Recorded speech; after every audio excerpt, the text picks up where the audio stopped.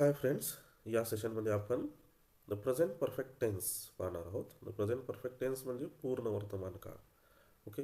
तर पूर्ण वर्तमान काळ म्हणजे काय, तर वर्तमान काळामध्ये जे वाक्य पूर्ण झालेले आहेत किंवा जे सेंटेन्स पूर्ण अर्थाने आपण बोलतो. ओके, एखादी क्रिया ही पूर्ण झालेली आहे, अशा वेळेस आपण प्रेझेंट परफेक्ट टेन्सचा यूज करतो.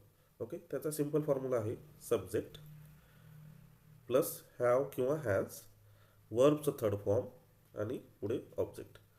लक्षात ठेवायचं आहे, सब्जेक्ट नंतर हॅव किंवा हॅज, वर्बचा थर्ड फॉर्म आणि हॅव किंवा हॅज. वर्बच्या थर्ड फॉर्मला पास्ट पार्टिसिपल असं आपण म्हणतो, हे लक्षात ठेवायचं आहे. ते वर्ब सेशनमध्ये आपण ते चांगल्या प्रकारे पाहिलेलं आहे.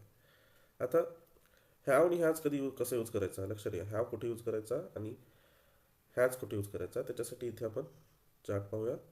जसं की I have, we have, you have, you have, he has, she has, it has, a student has, Ramesh has, they have, they have, students have, Ramesh and Jia have. म्हणजे तुमच्या इथे लक्षात येत आहे की ही, शी, इट, अ स्टुडंट म्हणजे common noun किंवा proper noun जे सिंग्युलर आहे.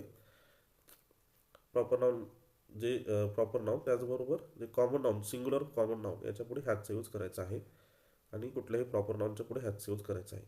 त्याचबरोबर he, she, it, he, she, it he यांच्यासमोरही हॅजचा यूज करायचा आहे, एवढं लक्षात ठेवायचं आहे. आणि बाकीच्या समोर हॅवचा यूज करायचा आहे. Okay.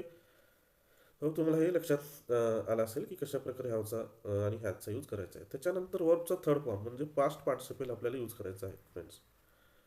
Okay, past participle use करायचा आहे, कारण स्पोकन इंग्लिशमध्ये या सेंटेन्सचा म्हणजे प्रेझेंट परफेक्ट टेन्सचा खूप वेळेस उपयोग होत असतो, एवढं लक्षात घ्यायचं फ्रेंड्स. आता बघा इथे the present perfect tense shows the complete action in present, म्हणजे प्रेझेंटमध्ये जी कम्प्लीट ॲक्शन झालेली आहे त्याच्याविषयी प्रेझेंट परफेक्ट टेन्स सांगत असतो. ओके, जसं की उदाहरणार्थ बघा, your plane has already landed, म्हणजे तुझा प्लेन जे आहे ऑलरेडी लँड झालेला आहे, म्हणजे पोहोचलेला आहे तो. The teacher has pin the notice on the board, टीचरने बोर्डवरती नोटीस पिन केलेली आहे किंवा नोटीस लावलेली आहे. म्हणजे क्रिया बघा पूर्ण झालेल्या आहेत प्रेझेंटमध्ये.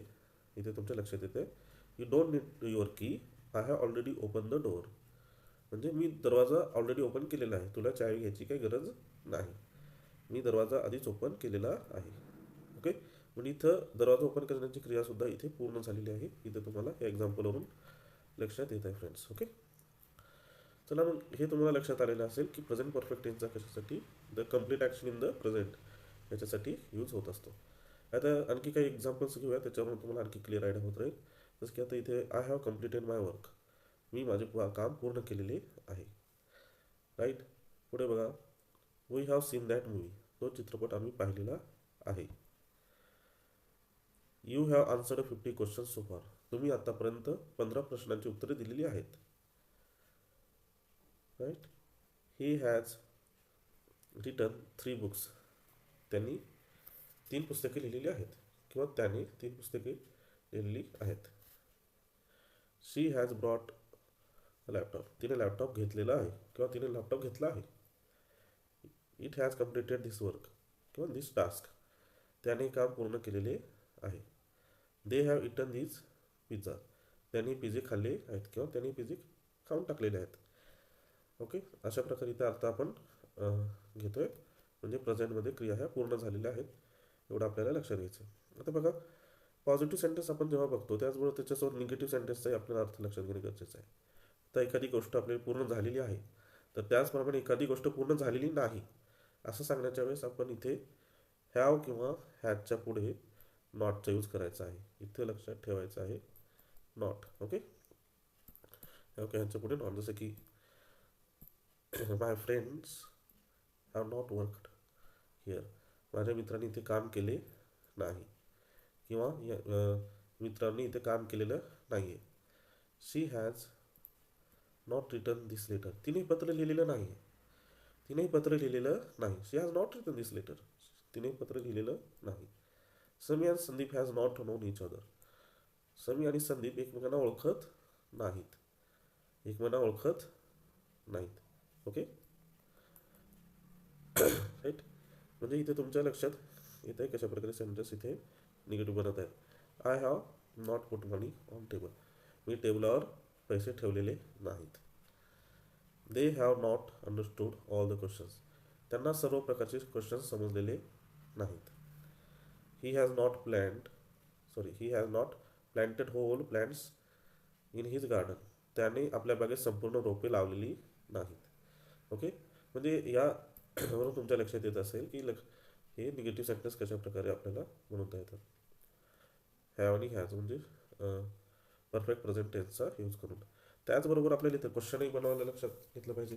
तर ॲज पर आपल्या रूलनुसार जे हेल्पिंग वर्ब येतात ते सर्व कसे सुरुवातीला आपल्याला घेतो आपण. जसं की हॅव आणि हॅजला सुरुवातीला सेंटेन्सच्या सुरुवातीला घेऊन सेंटेन्स बनवायचा आहे, म्हणजेच तो क्वेश्चन बनतो. जसं की have they worked in the field. त्यांनी शेतात काम केले आहे का.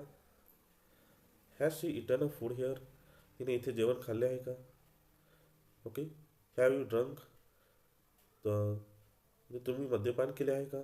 Okay. Has she gone to her home. ती तिच्या घरी गेलेली आहे का, ती तिच्या घरी गेली का. Has she gone to her her home. Have you understood those questions. तुम्हाला ते प्रश्न समजले आहेत का, किंवा तुम्हाला ते सर्व क्वेश्चन समजले आहेत का. ओके. तर हे त्याचे काही क्वेश्चन्स आहेत. म्हणजेच प्रेझेंट परफेक्ट टेन्सचा यूज करून आपण वर्तमान काळामध्ये एखाद्या गोष्ट पूर्ण झालेली आहे, त्याचबरोबर काही गोष्टी ह्या पूर्ण झालेल्या नाहीत, त्याचबरोबर काही गोष्टी झालेल्या आहेत का, या अर्थाने आपण इथे प्रेझेंट परफेक्ट टेन्सचा यूज करून सेंटेन्स आपण इथे सांगतो. ओके. अशा प्रकारे तुम्ही स्वतः सेंटेन्स बनवा आणि त्याची प्रॅक्टिस करा, जेणेकरून तुम्हाला स्पोकन इंग्लिशमध्ये त्याचा खूप सारा यूज होईल. ओके. होप तुम्हाला हे लक्षात आलं असेल. थँक्यू.